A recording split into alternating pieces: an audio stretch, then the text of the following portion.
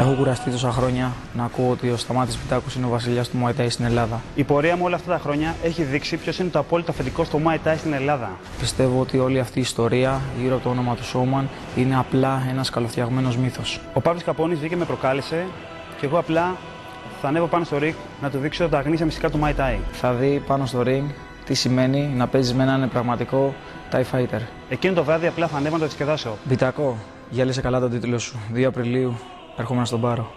Η μοναδική περίπτωση που μπορεί να με κερδίσει ο Παύλος Καπώνης είναι ο αγώνας αντί για 2 Απριλίου να γίνει μία μέρα πριν.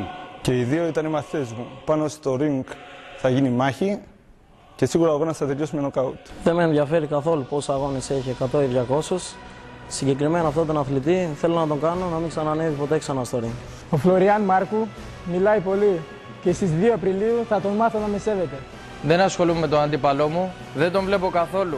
Θα έρθει όρθιος και θα φύγει ξαπλωτός. Οι μεγάλες κουβέντες Σύρο θα φανούν πάνω στο ring. Θα δω ποιος θα φύγει ξαπλωτός, εγώ ή εσύ.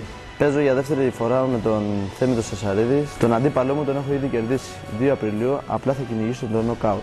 Έχασα από τον Κερόκο στο Μονίμης 12, προετοιμάζομαι σκληρά και 2 Απριλίου θα αποδείξω ποιος είναι ο Σασαρίδης. Σίγουρα ο Σασαρίδης είναι πολύ έμπειρος και μπορεί να γίνει απρόβλεπτος. Ο πατέρας μου είναι προπονητής μου και πλέον έχει γίνει οικογενειακή υπόθεση. Θα νικήσω για εκείνον. Είμαι η παγκόσμια πρωταθλήτρια στο Muay Thai. Είμαι έτοιμη να αντιμετωπίσω οποιονδήποτε αντίπαλο πάνω στο ring. Σίγουρα η εμπειρία μου είναι αυτή που θα με κάνει να κερδίσω για ακόμα μία φορά. Έχω παίξει με 2 πολύ έμπειρες Ταϊλανδέζες πρωταθλήτριες. Δεν έχω κάτι να φοβηθώ. Όλα θα φανούν πάνω στο ring. Οι μαχητές του No Limits συνεχίζουν για 5η συνεχόμενη χρονιά χωρίς όρια.